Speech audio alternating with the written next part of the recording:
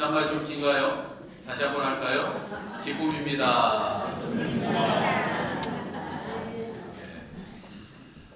목사의 삶이란 늘 바쁘고 분주합니다.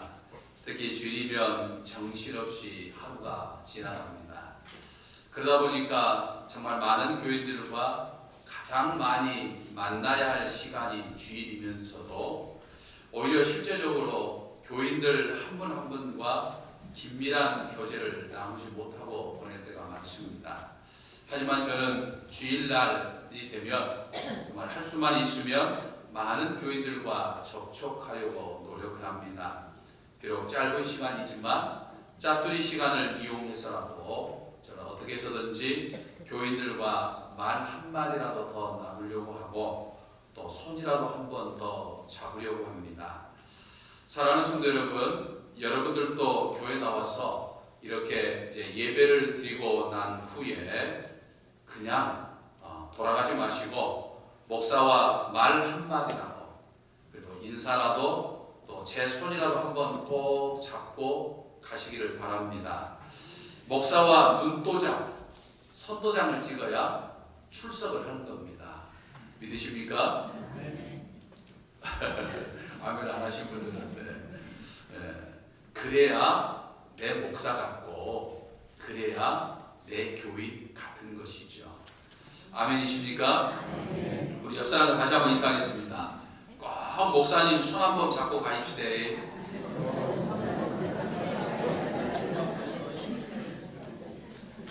예배 끝나면 보겠습니다. 5월은 가정의 달입니다. 가정은 하나님께서 에덴 동산에서 세우신 최초의 인간 조직이죠.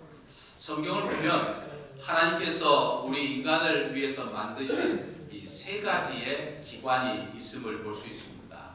첫 번째로는 인간이 타락하기 전에 만들어주신 가정이라고 하는 조직이죠. 둘째로는 타락한 인간을 구원하기 위해서 만들어주신 예수 그리스도의 몸인 교회를 생각할 수 있겠습니다. 그리고 세 번째로는 구원받는 우리 믿는 사람들을 위해서 예비해 주신 천국입니다. 가정과 교회 그리고 천국 이 세 기관은 하나님에 의해서 만들어진 기관일 뿐만 아니라 서로가 잘 연결이 되어 있는 그런 기관입니다. 그래서 이 세 기관은 서로 분리되어 있지 않고 우리 인간의 삶과 믿음의 뿌리와 근본이 되는 것으로서 가정이 교회가 되고 교회가 천국의 모델이 되는 것이죠. 그러므로 여러분의 가정의 주님이 여러분의 가정을 정말 주님께서 주인이 되시는 그런 교회요 그리고 천국으로 만들어 가시기를 주님의 이름으로 간절히 축원합니다.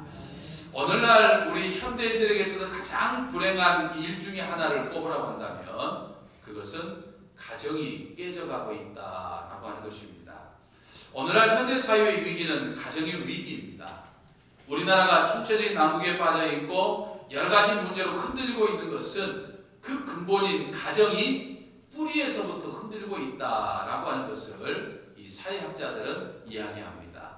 부부관계가 흔들리고 있고 자녀와 부모의 관계가 흔들리고 있고 형제 자매와의 관계가 흔들리고 있죠. 사람들이 가정에서 쉼을 얻고 가족 상호 간의 행복을 느끼면서 가정을 통해서 세상을 살 수 있는 힘을 공급받아야 하는데 오히려 많은 사람들이 가정에서 참 행복과 쉼을 얻지 못하고 살아가고 있습니다. 가정에서 상처를 받기도 하고 가정생활이 모든 불행의 시작이 되고 있는 것들을 보게 됩니다. 그러므로 가정을 세운다고 하는 것은 한 나라를 세우는 것과도 같다라고 하는 것이죠. 가정의 위기는 부부의 위기에서부터 시작이 된다고 말합니다. 오늘날 많은 부부들이 갈등과 서로 대화를 하지 않는 이 불통으로 흔들리고 있죠. 각 결혼한 부부도 갈등과 불통으로 흔들리고 있고 결혼한 지 40년, 50년이 지난 노년 부부들도 흔들리고 있죠. 그래서 황혼 이혼과 같은 말이 흔할 뿐만 아니라 이제는 이 결혼이라고 하는 혼인을 이혼은 하지 않지만 혼인 생활을 이 졸업하는 것 같다라고 해서 졸혼이라고 하는 신종어가 생길 정도로 이 부부 사이의 균열이 다반사인 것을 우리는 보게 됩니다. 예전에 무엇이 성공인가라고 하는 그런 어떤 제목에 관한 설문조사 이 통계가 발표된 적이 있었습니다. 그 통계 자료에 의하면 행복한 결혼 생활에서 오는 성공의 기쁨이 64%를 차지했습니다. 권력의 소유에서 오는 성공의 기쁨은 16%에 불과했습니다. 돈을 버는 데서 오는 성공의 기쁨은 12%였습니다.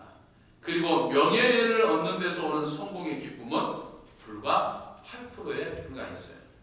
이 통계 자료에 의하면 행복하고 아름다운 결혼 생활을, 가정 생활을 이룬다고 하는 것은 인간의 성패를 결정짓는 아주 중요한 요소가 된다고 하는 것을 우리는 알 수 있죠.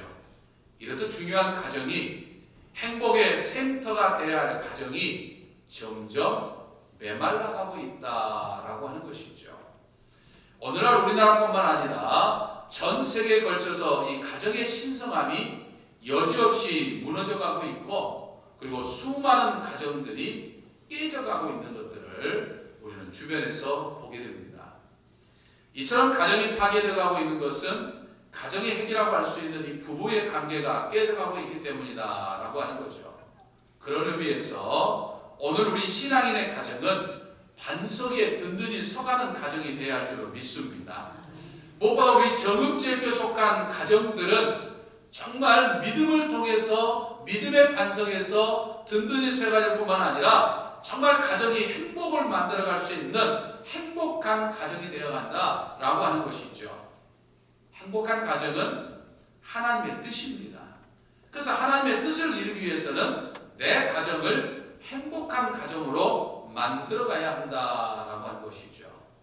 제가 여러분들에게 늘 말씀드리는 것은 저의 목회는 기행 목회라고 말씀을 드렸습니다. 하나님을 기쁘시게 사람을 행복하게 하는 목회. 그래서 우리의 신앙도 마찬가지죠. 우리는 언제 어디서나 각자의 삶의 자리에서 내 삶을 통해서 늘 하나님을 기쁘시게 해야 돼요. 그리고 나와 만나는 사람들을 행복하게 해줄 수 있어야 됩니다. 또한 저의 목회는 가정 목회입니다. 그러니까 가정이 든든하게 세워져 가야 돼요. 그래서 우리 정읍제교에 속해 있는 가정들이 든든하게 세워져 가야 합니다. 그래서 저는 가정을 세워가기 위해서 여러 가지 준비들을 하고 있는데, 지난 10월 달에는 우리 자녀들을 위해서, 이 자녀들을 바로 세우기 위해서 특별히 자녀들의 유대인 자녀 교육에 대해서 우리가 지난 10월 달에 함께 생각해 보았습니다. 이제 이번에는 두 번째로는 부부의 관계를 통해서 당신이 있어 행복해요 라고 하는 이 강좌를 또 말씀을 준비를 했습니다. 이 가정이 대단히 중요합니다. 그래서 우리 정읍제교회에 속해 있는 가정들은 정말 행복한 가정이 되어야 될 줄로 믿습니다. 행복한 가정을 만들어가는 저와 여러분이 되시기를 주님의 이름으로 간절히 축원합니다. 그래서 우리 가정이 정말 행복한 가정이 되려고 하면, 반석에 든든히 세워가는 가정이 되려고 하면 무엇보다도 성경적인 바탕에 뿌리를 둔 이 부부 사랑이 대단히 중요하다라고 하는 사실을 우리는 생각해 볼 수 있겠습니다. 그러면 어떻게 해야 행복한 가정을 만들어갈 수 있는 것일까요? 하나님이 원하는 이 부부의 모습은 어떤 모습일까요? 오늘 본문의 말씀을 통해서 우리는 깨달을 수 있습니다. 특별히 오늘 우리가 읽은 본문 말씀은 한 가정의 기준이 되는 이 남편의 역할이 참 중요하다라고 하는 것을 우리들에게 말씀해주고 있는 것을 볼 수 있습니다. 오늘 본문 말씀을 보면 남편이 자신의 아내를 어떻게 대해야 할지를 기록해주고 있는 것을 볼 수 있습니다. 아내를 향한 남편의 사랑이 어떠해야 하는지를 크게 두 가지로 기록하고 있는 것을 볼 수 있습니다. 하나는 아내를 대함에 있어서 아내를 자신보다 더 연약한 그릇으로 여겨야 한다, 이렇게 말씀합니다. 여러분, 연약한 그릇으로 여기라 라고 하는 이 말은요, 마치 연약한 그릇을 대하듯이 아내를 존중하고 아내를 조심스럽게 대해야 한다라고 하는 말씀입니다. 집에서 우리가 그릇을 사용할 때 늘 사용하는 그릇들, 흔한 그릇들, 플라스틱 그릇이라든지 이런 그릇들은 아무렇게나 사용하기도 하고 때로는 집어 던지기도 합니다. 그런데 귀하게 쓰이는 그릇들, 이 유리 그릇 같은 것은 그렇게 다루지 않죠. 깨질까봐 아주 조심스럽게 다루는 것들을 우리는 보게 됩니다. 우리가 택배를 종종 이용할 때도 마찬가지죠. 우리가 택배를 이용해서 물건을 보낼 때도 깨지기 쉬운 물건은 뭐라고 적습니까? 택배대를 안 보내시면 취급주의 뭐 이런 글들을 많이 쓰죠. 마찬가지로 아내는 남편이 아무렇게나 대할 수 있는 그런 존재가 아니라 정말 취급주의, 아주 정말 조심스럽게 존중해줘야 할 존재다라고 하는 것이죠. 다른 하나는 생명의 은혜를 함께 이어받을 자로 여겨야 한다라고 하는 것입니다. 내 아내가 지금 나와 함께 신앙의 삶을 사는 아내라고 한다면 함께 예수 그리스도의 은혜를 받아서 영생의 삶을 함께 누릴 사람이기 때문에 귀하게 여겨야 합니다. 근데 아직 나와 함께 신앙의 삶을 살지 못하는 아내라고 한다면 그 아내를 구원할 책임이 나에게 있는 거예요. 내 아내를 구원할 책임이 나에게 있기 때문에 그 아내의 생명을 구원하기 위해서 그 아내를 더욱더 귀하게 여길 수 있어야 된다라고 하는 것이죠. 아내는 편하다고 하는 이유 때문에 아무렇게나 대하는 존재가 아니라 귀하게 여겨야 한다라고 하는 거죠. 근데 오늘날 우리 한국 남자들은 그렇지 않죠. 아내를 너무나도 편하게 대할 때가 많습니다. 부끄러운 고백이지만 예전에 저도 제 집사람을 너무 편하게 대할 때가 있었습니다.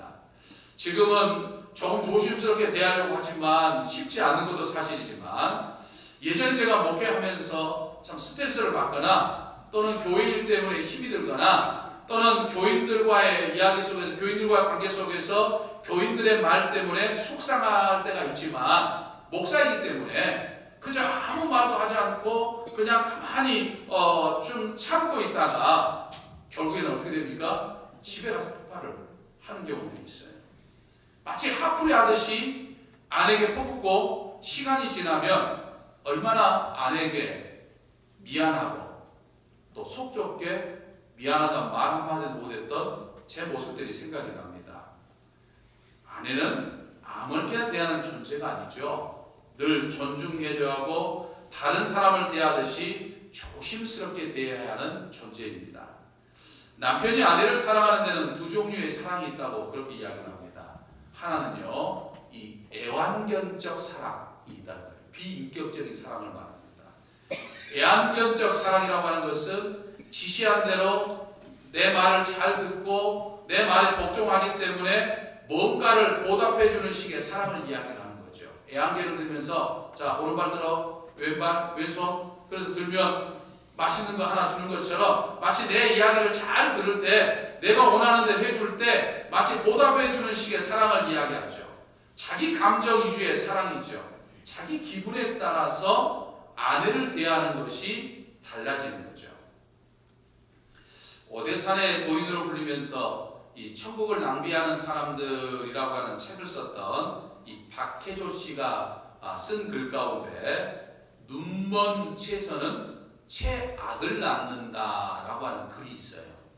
눈먼 채선은, 그러니까 옳지 않는 채선은 오히려 채악을 낳는다라고 하는 거죠. 그 글을 보면 이런 내용이 있어요. 여러분들 아마 다 아시는 내용이기도 하겠습니다만 정리를 해보면 소와 사자가 만나서 죽도록 사랑을 했습니다. 사랑의 결과로 소와 사자가 이제 결혼하면서 이제 결혼 생활을 위해서 서로가 서로에게 최선을 다하기로 약속을 했습니다. 그래서 소는 사자를 사랑하기 때문에 최선을 다해서 사자를 사랑하기 위해서 이제 맛있는 풀로 날마다 음식을 정성껏 준비해 가지고 사자를 대접했습니다. 사자는 고기를 먹고 싶고 풀을 먹고 싶지 않지만 참고 풀을 먹었어요. 사자도 최선을 다해서 맛있는 살코기를 요리를 해가지고 소에게 대접을 했습니다. 소도 괴로웠지만 참았습니다. 근데 이 참을성이라고 하는 것이 한계가 있지요. 둘은 마주 앉아서 이야기를 합니다. 서로가 최선을 다했던 자신들의 입장만 주장하다 보니까 오히려 갈등과 오해만 깊어졌습니다. 문제를 잘못 풀어놓으면 문제를 풀어놓고 허심탄회하게 이야기하면서 이해가 돼야 되는데 잘못 풀어놓으면 오히려 이게 더 큰 갈등이 되고 마는 것을 보게 되죠. 소와 사자도 그랬습니다. 서로 최선을 다했다고 하는 자기들의 주장만 내서다 보니까 더 큰 갈등이 깊어졌죠. 결국에는 헤어지게 되었어요. 이혼을 하면서 서로에게 한 말이 뭐냐면 나는 최선을 다했어 이거였어요. 소는 소의 방식으로만 사자를 사랑하는 거죠. 소는 소의 방식으로만 최선을 다하는 거죠. 사자는 사자의 방식으로만 소를 사랑했습니다. 사자는 사자의 방식으로만 최선을 다한 겁니다. 진정한 사랑은 내 입장에서 내 생각에 의해서 최선을 다하는 것이 아니라 상대방의 입장에서 사랑하는 것이고 최선을 다하는 것이다 라고 하는 거죠. 진정한 사랑은 자기 입장에서 사랑하는 것이 아니라 내가 사랑하는 상대방의 입장에서 사랑하는 겁니다. 내 이주로 생각하는 최선, 내 입장에서만 생각하는 최선이라고 하는 것, 상대방을 헤아리지 못하는 최선이라고 하는 것은 최선일수록 오히려 최악의 결과를 낳게 된다라고 하는 것을 이야기합니다. 오늘날의 많은 부부의 모습이 소와 사자의 모습이죠. 상대방에 대한 배려나 이해보다는 자기식의 사랑에 익숙해져 있습니다. 소와 사자가 다르듯이 남자와 여자가 다르다고 하는 것을 우리는 알아야 한다는 거죠. 미국의 이 존 그레이 박사가 30년 동안 이 부부를 위한 상담센터를 운영하면서 이 부부간의 갈등과 부부간의 원인이 되는 것에 대한 이 치유법에 몰두를 했습니다. 그 결과 화성에서 온 남자, 금성에서 온 여자라고 하는 책을 썼습니다. 그는 그 책에서 남자와 여자는 단순히 이 생물학적인 차이뿐만 아니라 모든 면에서 분명한 차이가 있음에도 불구하고 그들은 그 사실을 인식하지 못하기 때문에 충돌한다고 말했습니다. 그래서 화성에서 온 남자와 금성에서 온 여자는 전혀 다른 환경에서 자랐죠. 화성과 금성이라고 하는 전혀 다른 환경에서 자랐기 때문에 서로가 다를 수밖에 없어요. 그렇기 때문에 서로의 차이를 인정하고 존중하는 것이 필연적임을 일관되게 강조하고 있죠. 이 비인격적인 사랑, 애완견적인 사랑은 상대방에 대한 배려나 존중보다는 자기 감정이 우선입니다. 모처럼 맞이한 휴일, 가족들은 가정에서 새로운 긴장감에 휩쓰이죠. 그러니까 남편이 이제 휴일이 돼가지고 가정에 있으면 오히려 이 긴장감이 휩싸입니다. 왜 그렇습니까? TV 앞에서 리모컨 전쟁 때문에 그래요. 남편은 야구를 보기 위해서, 아내는 연속극의 재방송을 보기 위해서, 아이들은 만화나 개그 콘텐츠를 보기 위해서 서로 각자가 리모컨을 차지하겠다고 씩씩거립니다. 그때 목소리가 높은 사람은 리모컨을 차지하고 힘이 없이 밀린 가족들의 마음속에는 사랑의 불씨가 꺼져가죠. 바보 상자 하나가 온 가족의 기분을 뒤흔들어 놓습니다. 저도 예가 아니었죠. 저는 축구를 아주 좋아합니다. TV에서 축구 경기가 중계되면 정신을 못 차리고 봅니다. 가족들은 다른 프로그램을 원하지만 제가 축구 한마디 하면 상황은 끝나요. 나중에 TV가 2대가 있었어도 축구 경기가 있는 날이면 크고 좋은 TV는 당연히 제 차지죠. 제 아이나 아이들의 마음은 아랑곳 하지 않고서 말입니다. 그래서 언제부터인가 제가 축구 경기를 멀리하기 시작했습니다. 뉴스 같은 것들은 이제 인터넷을 보면 되고 이제 축구 경기를 멀리하다 보니까 지금은 제가 TV를 볼 일이 거의 별로 없습니다. 바보 상자 때문에 가족 간의 마음의 상처를 받을 일도 없습니다. 아내는 내 마음대로 할 수 있는 존재가 아니고 존중하고 배려하고 조심해야 하는 평생의 반려자이죠. 이것을 깨닫지 못하는 가정은 행복한 가정을 만들 수 없는 것이죠. 남편이 아내를 사랑하는 또 다른 하나는 인격적인 사랑입니다. 인격적인 사랑은 상대를 이해하는 것부터 출발하죠. 인격적인 사랑은 서로를 자기 식대로 고치려고 하지 않습니다. 인격적인 사랑은 치약을 짜는 방법 때문에 싸우지 않죠. 치약을 위에서 짜면 어떻고 아래에서 짜면 어떻습니까? 잘만 나오면 되지. 인격적인 사랑은 국수를 먹는 방법 때문에 싸우지 않습니다. 물국수를 먹는 것 때문에 싸우지 않아요. 아니 멸치에 우리 국물을 먹으면 어떻고 설탕에 타서 먹으면 어떻습니까? 여러분 1 플러스 1은 뭐죠? 모르십니까? 1 플러스 1은 몇입니까? 2이죠. 우리는 그렇게 배워왔습니다. 이게 수학 공식입니다. 그러니까 수학 공식에서 1 플러스 1은 반드시 2가 돼야 돼요. 그런데 부부관계에 있어서 1 플러스 1은 2가 아니라 하나예요. 너와 내가 합쳐져서 비로소 하나가 된 거예요. 하나님이 창조하였지만 연약한 인간이기 때문에 부족한 너와 부족한 내가 함께 만나서 1 플러스 1이 되어서 비로소 하나가 되는 것이 바로 그게 하나님의 창조서입니다 라고 하는 거죠. 남편과 아내가 서로 다른 부분을 인정하고 부족한 부분을 인정하고 서로 채울 때 하나님이 창조하신 인간이 완성되는 것이다 라고 하는 거죠. 그러니까 부부가 된다고 하는 것은 서로 부족한 것을 채워서 하나가 된다고 하는 것을 의미하는 거죠.